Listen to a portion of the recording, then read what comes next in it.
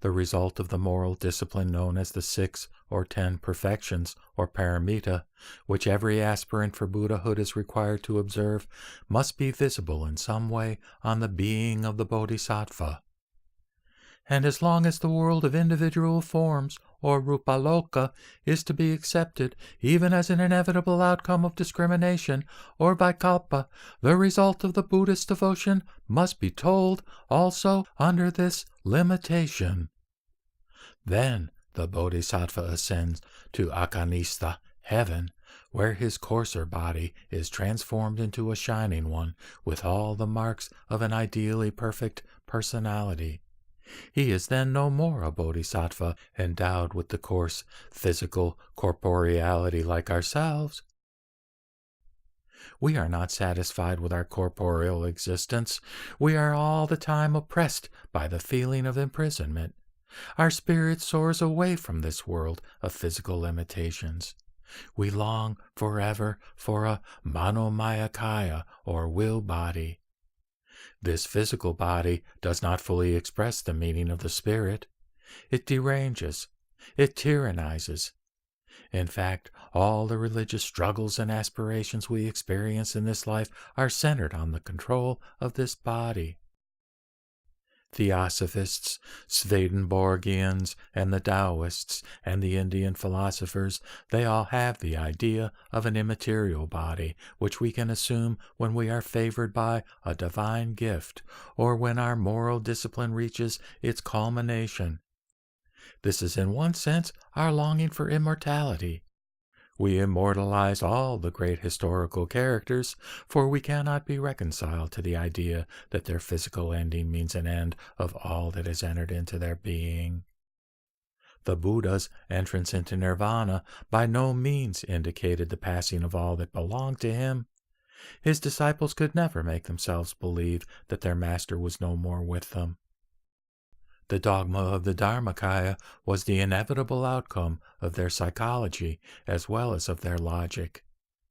But the Dharmakaya was still too abstract and could not give full satisfaction to their deep-seated and religious longings.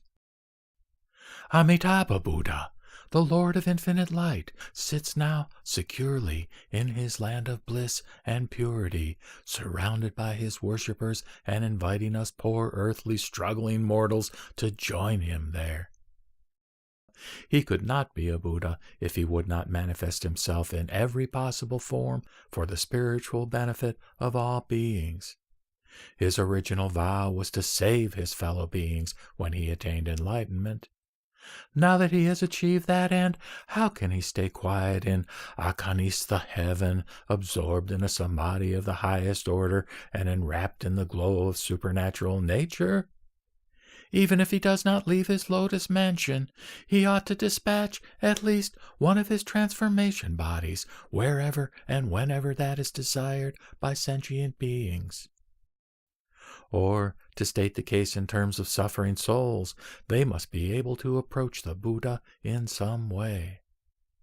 If the Buddha himself is so transcendental and detached from a world of individual objects, suffering souls must be allowed to come into intimate relationship with his shadow or transformation body, transformed for the sake of unregenerate mortals.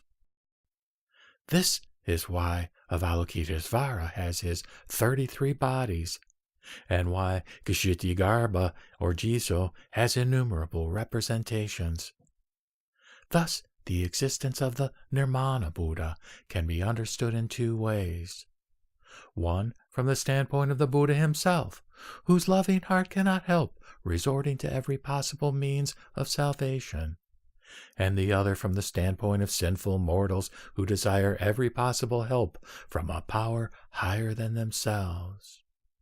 This mutuality has filled the world with Nirmanakaya Buddhas.